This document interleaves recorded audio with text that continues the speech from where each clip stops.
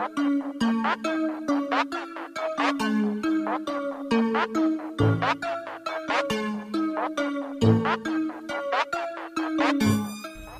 semuanya, kembali lagi ke channel yang seadanya ini. Kali ini gue mau ngebahas novel Tsukigami Chibiku volume 5 part terakhir, yang dimana ini adalah kelanjutan dari video sebelumnya. Jadi bagi kalian yang baru mampir, alangkah lebih baik nonton video yang sebelumnya dulu biar paham alurnya. Ya walaupun gue ngomongnya masih belepotan sih. Jadi jangan lama-lama lagi, langsunglah kita gasken. クズの葉、何よその顔。好きに思えばいいさ。ほんと自分に嫌気がさす。 Perusahaan Makoto berjalan dengan baik. Begitu juga dengan perkuliahan di akademi. Singkatnya, kehidupan di kota akademi berjalan baik walau hanya tersisa 5 siswa yang dibimbingnya. Waktunya banyak dihabiskan di perpustakaan. Pada hari itu, setelah meninggalkan akademi, Makoto dihentikan oleh salah satu siswa laki-laki. Dia adalah Swordman, pria yang telah hadir sejak kuliah pertama tanpa melewatkan satupun. Dia menggunakan sihir dan sangat terkesan dengan gaya Shiki.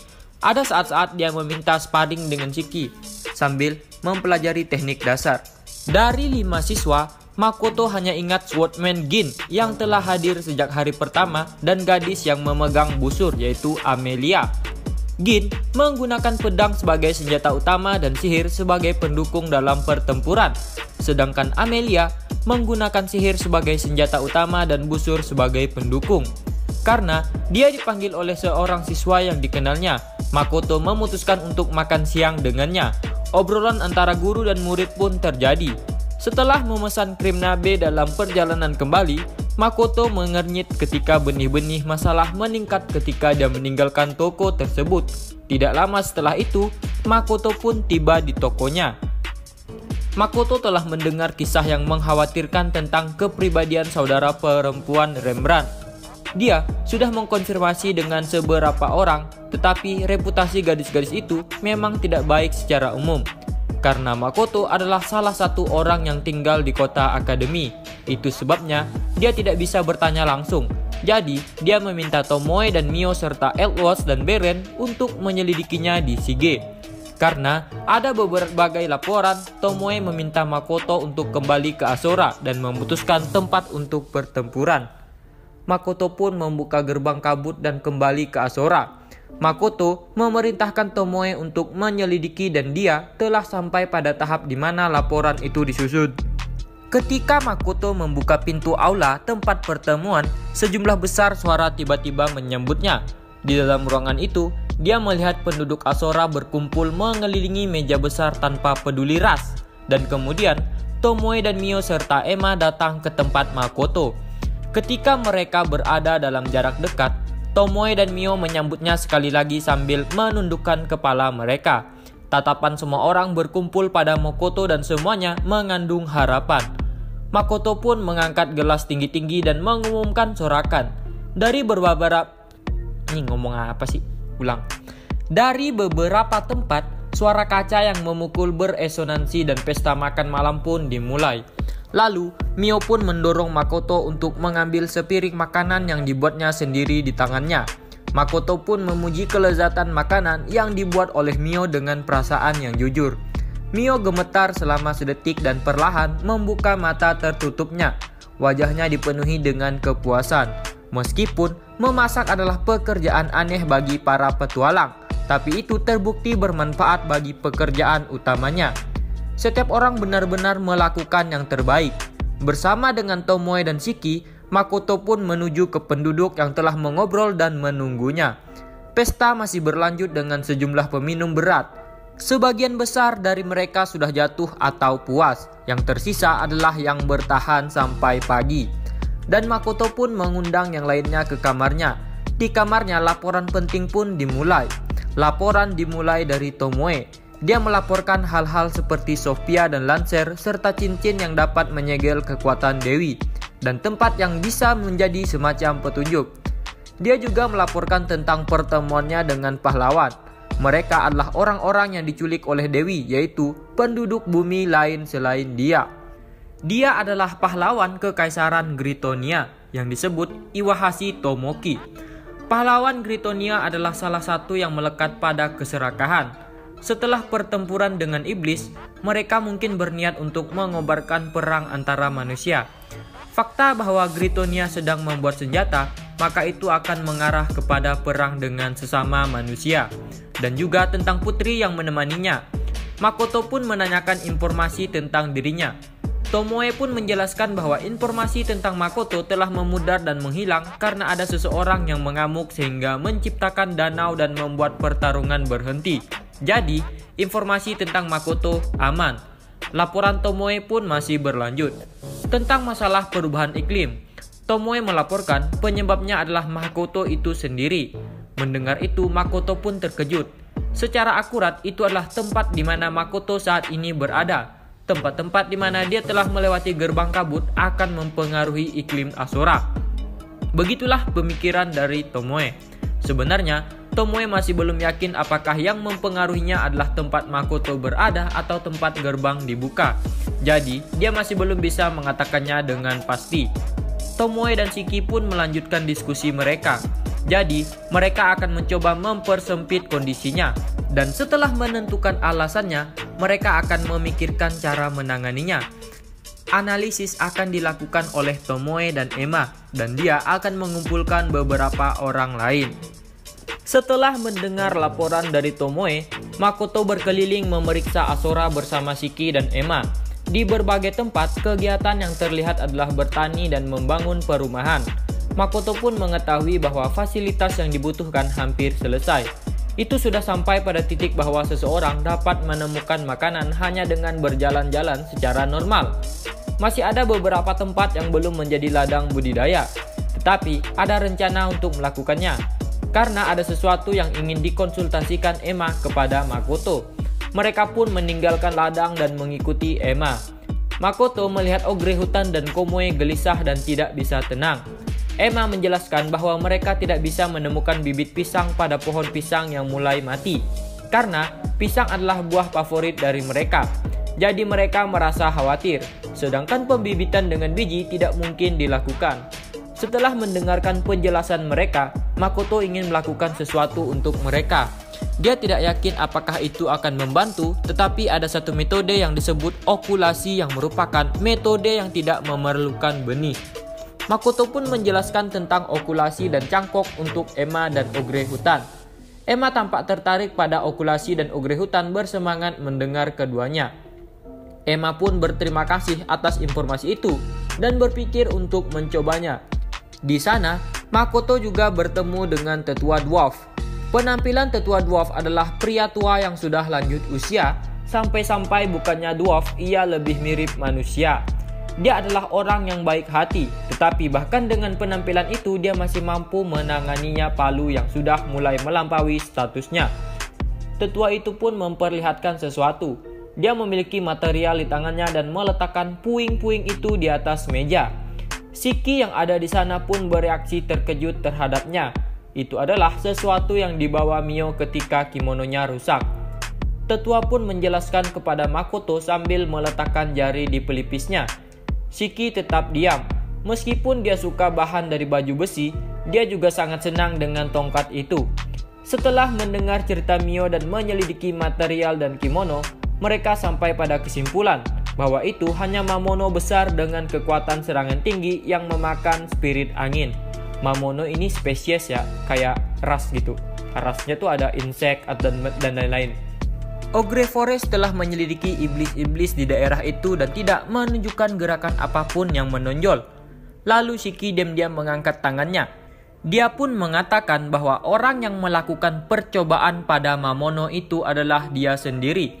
Dia menangkap beberapa spirit angin kelas menengah dan setelah melemahkan mereka, dia membuat Mamono memakannya. Dengan memakan spirit, Shiki berpikir bahwa itu dapat berkembang menjadi sesuatu seperti spirit atau semacamnya. Tapi itu malah berubah menjadi kegagalan yang hanya akan meningkatkan kekuatan sabitnya. Shiki pun minta maaf pada mereka. Shiki khawatir Mio mengetahui bahwa dialah dalang yang membuat kimono kesayangannya berubah menjadi lap. Sambil melirik Shiki yang memiliki wajah seperti akhir dari dunia, Tetua dan Makoto mengangguk satu sama lain. Karena hipotesis Tomoe tentang iklim penyelidikan itu telah membuat Makoto tinggal lebih lama di Ashura. Pemikiran jenius samurai itu sebagian besar benar. Iklim Ashura pun terus berubah karena eksperimen. Jika gerbang ditutup dengan benar, ada sedikit peluang untuk mempengaruhi iklim. Tomoe pergi untuk menyelidikinya lagi, memberikan sejumlah poin, dan dia akan menemukan tempat dengan semua musim. Karena Makoto harus mengajar, jadi dia pun kembali ke akademi. Shiki pun melakukan laporan penjualan pada saat Makoto sedang istirahat. Setelah kuliah hari itu, mereka pun berniat mengundang siswa yang memiliki waktu luang ke Gotetsu. Sebelum pergi ke kuliah, Makoto pergi ke mejanya untuk memeriksa pesan yang mendesak. Dia mendapati di mejanya ada cukup banyak dokumen dan surat yang bertumpuk. Di sana ada beberapa dokumen yang harus Makoto periksa, jadi dia mulai memeriksanya.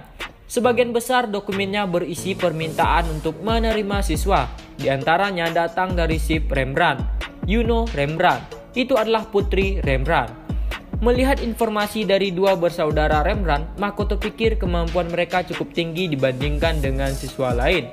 Namun ia tidak yakin apakah mereka masih memiliki keterampilan yang sama seperti sebelumnya, karena mereka menderita penyakit yang sangat serius. Sif berumur 19 tahun. Dia lebih tua dari Makoto. Spesialisasinya adalah elemen tanah dan api. Adik perempuannya 15 tahun. Dia menggunakan busur dan tombak. Itu kombinasi yang cukup langka. Sihirnya berada di tingkat dasar dan sebagian besar sihir peningkatan. Karena Rembrandt pernah membantunya, jadi dia akan menerima keduanya. Karena dalam hal kemampuan mereka tidak ada masalah. Untuk gadis lainnya, motif dan kemampuannya cukup tinggi. Tetapi, dia adalah seorang siswa beasiswa, jadi Makoto pikir keinginannya untuk meningkatkan kemampuan sangat tinggi. Makoto pun minta Shiki mengambil kertas-kertas untuk petisi siswa yang diterima di ruang staf. Setelah Shiki kembali, mereka pun pergi ke kelas.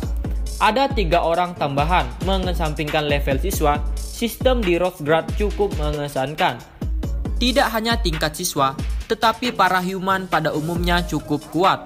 Makoto menulisnya secara sederhana dan melihat ketiganya. Dia memberi isyarat kepada 3 siswa baru untuk datang ke sisinya dan menyuruh ketiga murid baru itu untuk memperkenalkan diri mereka. Pertama adalah 2 bersaudara dan kemudian sisanya. Setelah itu, Makoto meminta 5 yang lain untuk hadir juga.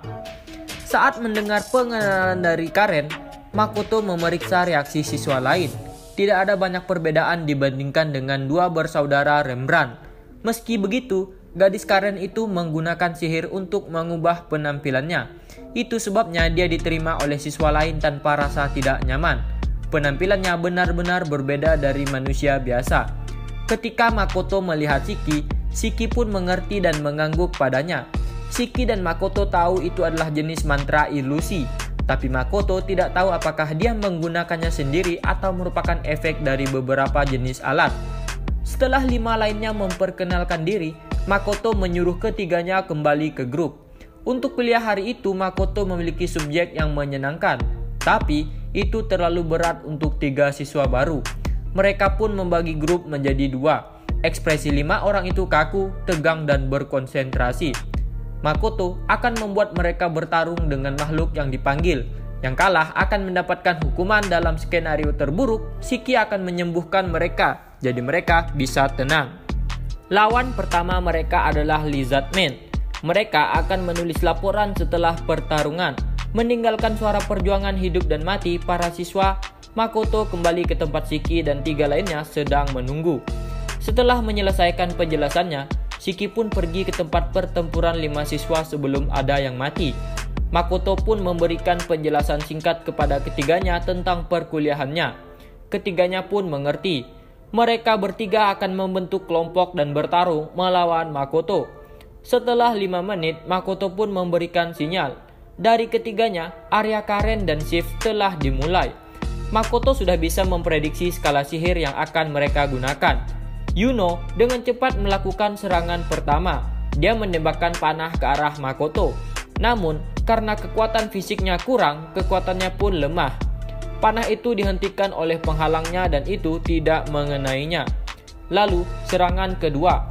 Kekuatannya pun meningkat. Meskipun masih rendah, namun dia memperkuat otot-ototnya. Tapi itu juga dipatahkan. Flash Frost Break. Itu adalah sihir api dan air. Namun, mekanisme dan komposisi sihir keduanya secara praktis dikonfirmasi. Shift pun merilis flash yang dikombinasikan dengan Forest Break. Tujuan mantra itu untuk menembus pertahanan musuh. Lalu sihir Karen membekukan radius di sekitar target. Dia mengaktifkannya setelah mantra shift dilancarkan. Makoto menerima mantra shift dengan penghalangnya, dan gelombang yang berada di tingkat angin lembut pun membelai wajahnya. Mantra Karen pun selesai dalam waktu yang tepat. Makoto pun tertutup oleh es. Lalu, Yuno menarik busurnya mendekati batas dan menahan penembakan. Lalu kurungan es bereaksi terhadap suara Karen dan pecah dengan cepat. Tanpa menahan diri, Makoto terus memblokir serangan ketiganya, menghancurkannya serta menunjukkan kesalahan mereka. Makoto pun mengumumkan akhir kuliah kepada 5 mayat dan 3 orang cacat. Di sisi Makoto ada 3 orang dalam keadaan di mana mereka tidak bisa melakukan apa-apa. Sedangkan di sisi Shiki, kadal kabut mengalahkan mereka sepenuhnya. Makoto meninggalkan lapangan sambil menyeret Karen bersamanya. Ketika Shiki memeriksa, mereka berlima sudah berkumpul dan mulai menganalisis lawan mereka. Perasaan melingkar yang dimiliki kelima orang itu sebelum kuliah sekarang hilang. Salah satu alasannya karena mereka dipukuli dengan keras, tetapi itu bisa menjadi pemicu untuk memperkuat koneksi mereka. Memprioritaskan apa yang saat ini mereka butuhkan. Diskusi sesungguhnya tentang kuliah yang menyenangkan Makoto pun dimulai. Makoto mengatakan pada Shiki untuk tidak memberi mereka nasihat. Jadi, Shiki hanya bisa diam.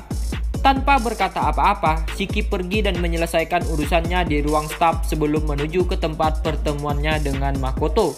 Di tempat lain, Makoto membawa Karen ke Gotetsu untuk makan siang. Makoto memeriksa kembali dokumennya dan telah mengkonfirmasinya, mengingat kemampuan Karen yang tidak wajar dan di atas rata-rata itu. Makoto sedikit mencurigainya.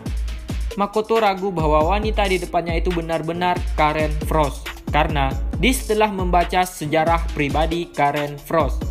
Sambil memegang ekspresi tenang, Karen berdiri dari duduknya yang berlawanan. Dia mencoba menghindari topik dan berusaha melarikan diri. Berdasarkan apa yang dilihatnya, Makoto pun mengungkap identitas wanita itu sebagai iblis. Karen pun terkejut. Karen berbelok untuk menghindar dari Makoto. Makoto menudingnya bahwa dia telah membunuh Karen dan menggantikannya. Tanpa mengucapkan sepatah kata pun, Karen sedikit bereaksi terhadap bagian akhir perkataannya.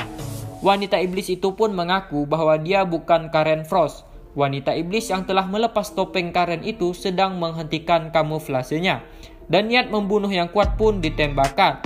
Dia menjelaskan orang yang membunuh Karen bukanlah dia.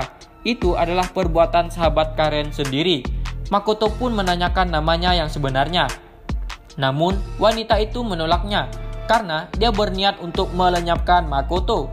Jadi dia berpikir itu tidak perlu. Namun tiba-tiba, nama wanita itu adalah Rona. Dia membuang nama keluarganya. Dia adalah salah satu jenderal iblis dan pasukan iblis. Niat membunuh yang memenuhi ruangan itu pun terhapus oleh suara pihak ketiga. Rona yang telah mengkonfirmasi kehadiran dan kata-kata Shiki dengan cepat mengambil sikap bertarung. Di ruangan yang telah penuh dengan ketegangan itu, langkah-langkah Shiki bergema dan dia pun duduk. Rona kehabisan kesabaran melihat tatapan Shiki. Dia menghela nafas kecil dan mengambil tempat duduknya sekali lagi. Makan siang yang aneh itu pun dimulai di Gotetsu. Ruang pribadi Gotetsu itu sangat kacau. Rona yang jelas tidak tahu etiket saat makan nabe tampak sangat menyukai masakan nabe. Meski begitu, Shiki dan Rona sangat tidak cocok. Makoto pun mengajak mereka untuk melanjutkan percakapan, dan percakapan mereka pun berlanjut. Tujuannya adalah mendesak Rona untuk mengatakan tujuannya menyusup ke akademi. Setelah percakapan itu selesai, Makoto memutuskan untuk mengabaikan drama komedi Rona dan Shiki. Setelah itu, Makoto meminta Lime untuk menyelidikinya. Lime segera menanggapi permintaannya dan meninggalkan ruangan. Praktis pada saat yang sama, dua sosok juga menghilang. Mereka ogre hutan, Aqua dan Eris. Gadis-gadis itu juga akan ikut dalam penyelidikan. Lalu, Makoto berencana untuk menyapa anak-anak Rembrandt. Dia pun membawa buah-buahan dan buket bunga yang Shiki pilih dan menuju ke kamar mereka di asrama bangsawan. Setelah mengungkapkan posisinya sebagai guru sementara, Makoto berdiri di pintu masuk penginapan dua bersaudara dengan izin untuk berkunjung yang telah dikonfirmasi. Mereka pun tiba di depan pintu dua bersaudara itu. Setelah mengetuknya, pintu pun terbuka. Makoto pun menulis apa yang dipikirkannya dan memberi selamat kepada mereka untuk pemulihan mereka dan juga membuat pengenalan diri yang ringan. Mereka menerima potongan buah dalam wadah yang agak besar dan buket bunga dari Shiki. Dua bersaudara itu pun mengundang mereka untuk memasuki ruangan. Obrolan mereka pun segera dimulai. Di jeda percakapan mereka, kakak perempuan Ship menyiapkan teh sementara si kecil Yuno mengeluarkan kue-kue. Mereka berterima kasih kepada Makoto karena telah membantu mereka mengatasi penyakit kutukan yang mereka derita sebelumnya. Bahkan Makoto juga meminta Lai menemukan orang-orang yang menderita penyakit kutukan dan membuat obat-obatan. Tidak lama berselang, Makoto pun mengajak Shiki untuk pamit pergi. Dia mengucapkan terima kasih kepada dua gadis baik hati yang sedih karena mereka akan pergi dan meninggalkan asrama para bangsawan. Sambil melakukan pembicaraan sembrono, Shiki dan Makoto pun kembali. Lalu, di pagi selanjutnya, kontak dengan Lime Latte telah terputus. Nah, apa yang akan terjadi di video selanjutnya? Jadi tunggu aja di video selanjutnya. Nah, video kali ini sampai di sini dulu. Itu adalah part terakhir dari volume 5. Untuk video selanjutnya adalah volume ke-6. Jadi ditunggu aja ya. Pokoknya update itu 2 hari sekali. Insya Allah kalau rajin sih setiap hari. Nah, sampai di sini dulu untuk video kali ini. Sampai jumpa.